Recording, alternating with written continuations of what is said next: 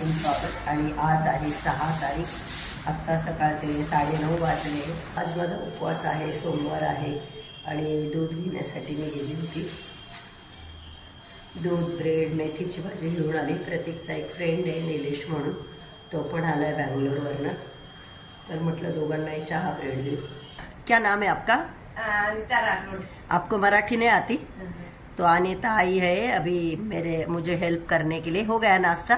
हाँ, कुछ भी नहीं खाया, अभी तो बैठे थे। खा लिया? हाँ, खा ली। चलो फिर अभी हम काम स्टार्ट करते हैं।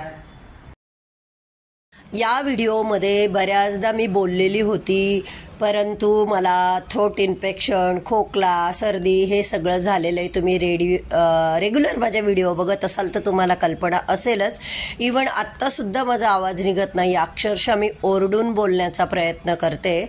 तर हो, हे बघता बघता मला जे काही तुम्हाला सांगायचं आहे ते मी तुम्हाला सांगेल। मला स्वतःला माझं घर माझ्या हातानेच आवरायला आवडतं आणि आय थिंक आपल्या सगळ्या बायकांना असंच वाटत असतं की माझं घर मी स्वतः जेवढं स्वच्छ ठेवू शकते किंवा स्वच्छ करू शकते प्रत्येक काम, तेवढं कोणीच करू शकत नाही। सेम माझ्याही फिलिंग्स तशाच असतात। म्हणून मी पहिल्यापासून स्वतः नेहमी दसरा झाला का दसऱ्याच्या दुसऱ्या दिवसापासून दिवाळीचं घर आवरायला सुरुवात करते। ते लक्ष्मीपूजन येईपर्यंत माझं आवरणं चालू असतं। पण यावेळेस 2 नोव्हेंबरला माझी मॅरेज ॲनिव्हर्सरी होती, 25th, जी की आम्ही खूप छान सेलिब्रेट केली। जिचा व्हिडिओ तुम्ही बघितला नसेल तर नक्की बघा माझ्या चॅनलवर जाऊन। आणि त्यानंतर तिकडनं आल्यापासून माझी जी तब्येत खराब आहे, आता बघा आज मी हा व्हिडिओ ज्या वेळेस एडिट करते, आज 10 नोव्हेंबर आहे, अद्यापही मला बरं वाटलेलं नाही आहे। आणि त्यामुळे मग मी काय केलं, एक हेल्परला बोलवलं। या ताई आलेल्या आहे, माझ्यापेक्षा बरीच लहान आहे ती वयाने, तर त्यांना मी आधी चहा बिस्किट दिले आणि मी गुळाचा चहा पिते इथे। तर 800 रुपये रोजाची आहे ही बाई। आणि मी आधी जे निर्मला म्हणून होत्या हाऊस हेल्पर, तिला बोलवलं होतं, परंतु ती गावाला चालली गेली दिवाळीनिमित्त। म्हणून मग मी आमच्या वर्कशॉपवर कामाला असलेल्या एका मुलाला नाक्यावर पाठवलं, तिथं बाया मिळतात, आणि तिथून तो ही बाई घेऊन आला आणि मग मी घर आवरायला सुरुवात केली। तर आवरायला सुरुवात, घराचं हे जे स्लायडिंग आहे, ग्लास आहेत, ते सगळे आधी पुसून घ्यायला लावले, कारण हवेसाठी आम्ही बऱ्याचदा स्लायडिंग ओपन ठेवतो आणि त्यामुळे हे ग्लास बरेच धुळीचे होऊन जातात। तर आधी ते क्लीन करायला लावले। आणि पूर्वी माझी आवरण्याची पद्धत मला इतके 15 दिवस का लागायचे तेही मी तुम्हाला सांगते। आता आजकाल बघा, घराला जे कलर केलेले असतात ते वॉटरप्रूफ असतात मोस्टली चांगल्या सोसायट्यांमध्ये, जेणेकरून म्हणजे ते भिंती धुतल्या डायरेक्ट पाण्याने तरीसुद्धा कलरला काहीच होत नाही। तर मी पूर्वीपासून दिवाळी आली की डायरेक्ट नळ्या लावून, पूर्वी तर मी घर धुवून काढायची, डायरेक्ट धुतात ना असं धुवून काढायची। आणि नंतर मग मी काय करायला लागली, 2 पाणी घ्यायचं, एक सर्फचं आणि एक स्वच्छ पाणी। सर्फच्या पाण्याने पुसायचं आणि मग स्वच्छ पाण्याने पुसायचं।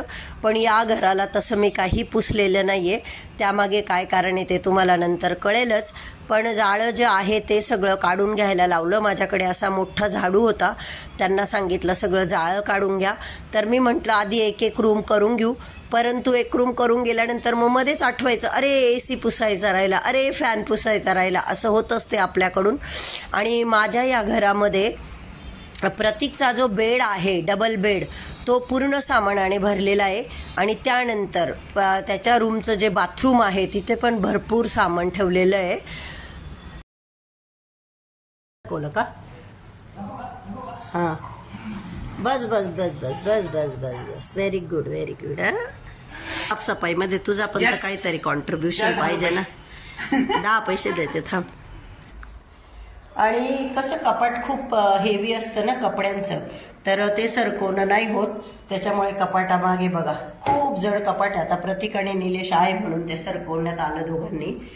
तर कचरा बघा कपाटामागे किती, बापरे। त्यांचं मी काय करणार आहे ते पुढे तर तुम्हाला दिसणारच आहे। परंतु मी काय केलं, घरातली प्रत्येक वस्तू तिच्या जागेवरून सरकवून, तिच्या मागणं झाडून पुसून, आणि इवन ती वस्तू, मग हा बेड असेल त्याचे पाय तो उलट्या बाजूने पुसून असे सगळे स्वच्छ करून घेतले। आणि जे मोठे मोठे कपाटं आहे ते माझ्याकडून रेग्युलर सरकवले नाही जात, कारण ते खूपच हेवी होते. म्हणून मग प्रतीक आणि त्याचा फ्रेंड निलेश होता, तर त्या दोघांकडून ते कपाट सरकवून घेतले. कपाटामागे किती कचरा निघाला तो तर तुम्ही बघितलाच. तर त्याचा हा चाइल्डहुड फ्रेंड आहे असं म्हणावं लागेल. तो बँगलोरवरनं आलेला होता, तो दिवाळीसाठी त्याच्या घरी चालला होता. तर त्या दोघांनाही मी नाश्ता वगैरे दिला. आणि मला स्वतःलाच ॲक्च्युली विशेष वाटतंय की एरवी मला 15 दिवस पुरत नव्हते आवरायला, आणि आज माझं एका दिवसात आवरलं गेलं. एका दिवसात असं म्हणता नाही येणार ॲक्च्युली. आज मी काय केलं, सगळं क्लीन करून घेतलं, स्वच्छ करून घेतलं. पण जेव्हा ही हेल्पर गेली संध्याकाळी, घर माझं पूर्ण पसाऱ्याने भरलेलं होतं. स्वच्छ करून करून वस्तू ठेवल्या होत्या. मग ती गेल्यानंतर मला त्या ज्या वस्तू जिथे कुठे ठेवायच्या होत्या त्या मी ठेवल्या. पण हो, एका दिवसात सगळं स्वच्छ करून झालं, भिंती वगैरे सोडून. आणि मी जेव्हा करीनाच्या बर्थडेला आम्ही आलो होतो 26 ऑक्टोबरला, तर तिचा बर्थडे केल्यानंतर 28ला जेव्हा आम्ही ठाण्याला आलो, त्यानंतर आम्ही 1-2 दिवसांनी आम्ही सिन्नरला गेलो होतो. तर मी मशीनमध्ये सगळे कपडे एका दिवशी, म्हणजे आपले जास्त ब्लँकेट, चादरी वगैरे त्या सगळ्या धुवून घेतल्या आहे. इथे प्रतीक मला येऊन रागवतोय की मम्मा तू हे काय करते, तू परत आजारी पडून जाशील. आणि भिंतीला पण मी त्या ताईंना झाडू फिरवून घ्यायला लावला. तर घर तर असं, आता कसं प्रतीक एकटा असतो, मी बऱ्याचदा नसते, आणि घराचा जास्त वापर झाला नाही तर घर खराबही होत नाही. लहान मुलं ज्या घरात असतात ते घरं खूप खराब होतात, खूप आवरावं लागतं. तसं नाही आहे ना. आणि मी प्रत्येक वेळेस आल्यावर तुम्ही बघतातच की मी बघा याच्या वेळेस आली होती गणपती बाप्पाच्या स्थापनेच्या वेळेस, तेव्हाही निर्मलाला बोलवून घराची सगळी क्लिनिंग केली होती. ती वरचेवर घर साफ करत राहिलं ना तर घर बिलकुल घाण होत नाही. हो, मी लहान होते तेव्हाचं जर मी तुम्हाला सांगू ना, आई बिचारी माझी विड्या बांधायची, शेतात जायची, रसवंती होती वडिलांची, तिच्यात जावं लागायचं. एवढे पाठीभर मुलं, पाठीभर म्हणजे 6 मुली 2 मुलं, एवढे सगळ्यांचं जेवण बनवायचं. वडिलांचा स्वभाव कडक, तर तिला बिचारीला एवढं साफसफाईला जमत नव्हतं वेळ. हे बघा इथे हे दोघं नाश्ता करताय. तर वरच्यावर जे गरजेचं असतं रोज त्या आवरतात. शेतकरी बायकांचं तसंच असतं. परंतु दिवाळी आल्यानंतर मात्र आमचे वडील बैलगाडीमध्ये, बैलगाडी भर त्या गोधड्या, कारण कुटुंबच एवढं मोठं होतं. आणि मग निरमा पावडरचे पाकिटं घ्यायचे, आणि माझे वडील आणि आम्ही दोघी तिघी जणी बैलगाडी घेऊनच नदीवर जायचो. आणि वडील पण आम्हाला मदत करायचे. आम्ही आपटून आपटून नदीवरती छान अशा गोधड्या धुवायचो. आणि मग आई दुपारी आम्हाला जेवण बिवण घेऊन यायची. नदीवरच त्या गोधड्या वाळवल्या जायच्या, आणि संध्याकाळी वाळलेल्या गोधड्या घेऊन आम्ही घरी यायचो बैलगाडीमध्ये. असं एका दिवशी सगळे कपडे नदीवर धुतले जायचे, आणि मग भांडे वगैरे असं चालायचं. तर आजही माझं एका दिवसात आवरलं गेलं ना, मला खूप छान वाटलं की चला आपलं म्हणजे काही राहिलं नाही आवरायचं. थोडंफार किरकोळ काळकोर होतं, किरकोळ कारकोळ राहिलं समजा, फ्रीज क्लिनिंग असेल, किंवा मग ती कोठी धुतली गेली नाही, किंवा देवाऱ्याची क्लिनिंग असेल, किंवा असे काही कपडे राहिले धुवायचे, ते मी हळूहळू लक्ष्मीपूजनपर्यंत, म्हणजे आजही मी धुतले काही, तर ते चालूच आहे माझं एकीकडे. त्या एकीकडे आवरत असताना माझं एकीकडे कंटिन्यू कपडे धुणं देखील चालू होतं. प्रत्येक रूमचे जे कर्टन्स आहेत ते मी मशीनला नाही लावले, कारण त्याच्यावरच्या रिंग खराब होतात. हो, एका ताईंनी मागे सांगितलं होतं की त्या एकत्र बांधायच्या दोरीमध्ये, मग नाही होत. पण ते काय एवढे खराब नव्हते, त्याच्यामुळे मी स्वतःच ते सर्फच्या पाण्यात भिजवून कंटिन्यू माझं बाथरूममध्ये कर्टन धुणं, बाथरूमच्या बाहेरच्या मॅट धुणं, चटया धुणं, तेही एकीकडे चालू होतं. म्हणजे एका दिवसामध्ये इतकं कसं काम केलं काय सांगू तुम्हाला. त्रास तर खूप होत होता, पण सण 2 दिवसावर आला. आणि दिवाळी हा सण आपल्याकडे सगळ्यात महत्त्वाचा आणि मोठा सण असतो. तसेच प्रत्येक सण हे दिवाळीत वर्षातून एकदाच येतात, दिवाळी असो अथवा कुठलेही सण असो. तर पण आपण दिवाळीला कसं सगळ्या घराची स्वच्छता करतो. हे बघा, बाल्कनी माझी पूर्ण कपड्यांनी भरली आहे. त्यानंतर हॉलमध्ये सोफ्याबरोबर जे कुशन आहेत, छोट्या छोट्या पिलो, त्यांचे कवर काढले, त्या झिप लावून ते मी मशीनला लावून दिले. ते कुशन आहे ते बाल्कनीत वाळू घातले. छोटी का होईना बाल्कनी पाहिजे घराला, म्हणजे अशा वेळेस ती खूप उपयोगात पडते. सगळ्या कुशनला ऊन देऊन घेतलं, कारण कसं पावसाळ्यामध्ये कपडे थोडेसे असे वास करता. 1:20 झाले आणि आता लंच करताय. त्यांचं लंच टाईम असतो 1 वाजेचा त्यांचा. तर माझा उपवास आहे, तर मी 1 केळी, 1 छोटूसं ॲपल होतं आणि 8-10 बदाम खाल्ले. आणि आमच्याकडे काल चिकन बनलं होतं, तर बरेच लोक खाता मंडेला. मी त्यांना विचारलं तुम्ही खाता खाता, त्या हो म्हटल्या. मग मी त्यांना ते दिलं, कारण प्रतीक नाही पाळत. ऍक्च्युली पाळायला पाहिजे हे नियम, पण प्रतीकही संडेचं उरलेलं मटण चिकन तो खातोच मंडेला. तर आज तर त्याचा फ्रेंड आलाय, त्याच्यामुळे तो बाहेर लंच करणार आहे. त्याला वाटलं मम्मीचं चाललंय घर आवरायचं काम. तर चला, मला किचनला सगळ्यात जास्त वेळ लागणार आहे, कारण किचन मध्ये भांडे घासायचे सगळे.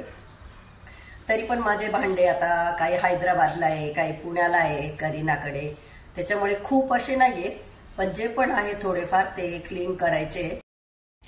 हे सगळं आवरत असताना बऱ्याचशा अशा वस्तू ज्या मला आता उपयोगात येत नाही, मी त्या हेल्परला विचारत होती की हे तुम्ही न्याल का, हे तुम्ही न्याल का. आणि त्यांना ज्या ज्या वस्तूंना त्या हो म्हटल्या, त्या वस्तूही मी एकीकडे वेगळ्या पॅक करत होते. आणखी बऱ्याच काही वस्तू मी साईडला टाकत होते की ज्या आपल्याला लागत नाही, पण त्या इतर कुणाला उपयोगात येतील. हे बघा, हे प्रतीकच्या रूममध्ये बाथरूमच्या वर एवढं सगळं सामान ठेवलं. हे सगळं आम्ही खाली घेतलं. आता एवढं सगळं मी शूट घेत बसले नाही तर अजूनच व्हिडिओ मोठा झाला असता.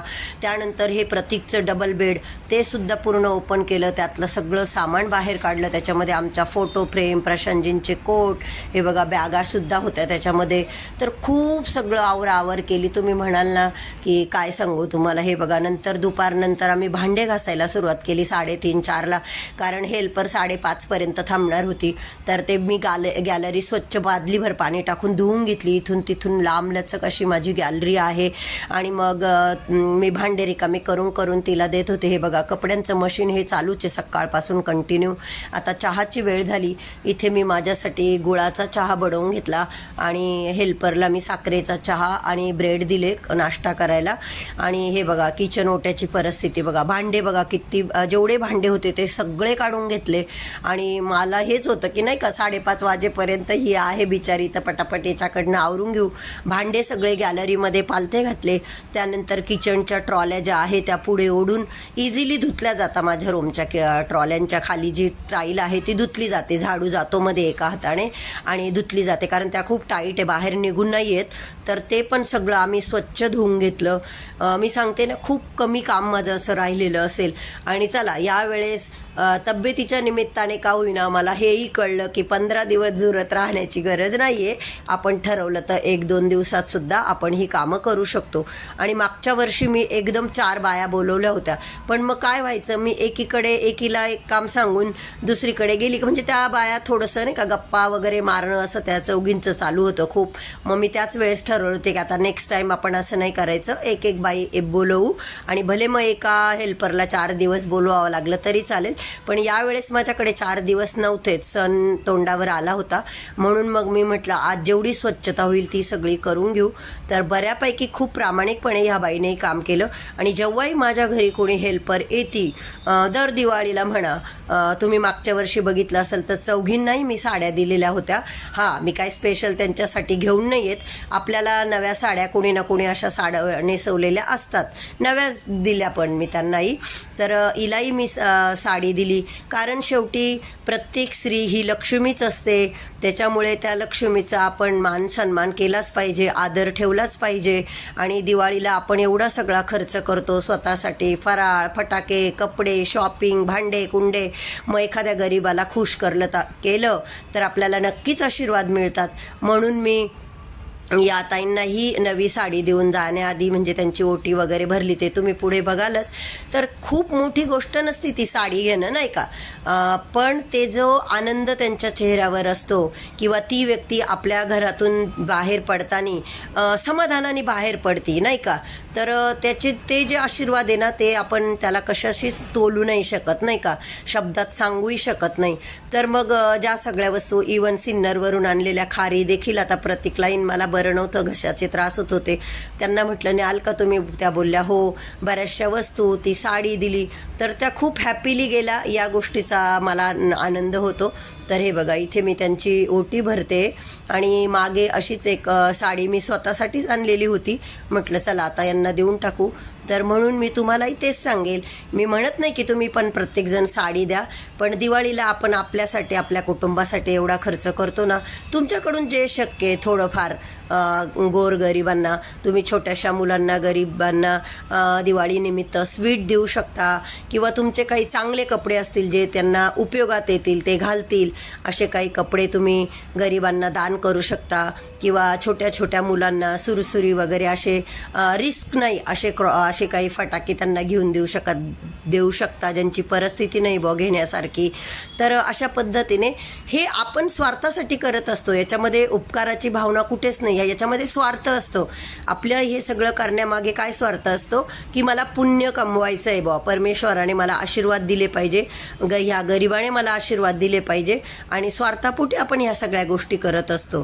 तर मी त्यांना नमस्कार केला तर त्यांना खूप ऑकवर्ड वाटत होतं, त्यावेळी माझा नमस्कार करायला लागला. म्हटलं अहो असं करायचं नसतं उलटं, पण त्यांच्यासाठी ते त्यांना कदाचित माहीत नसेल.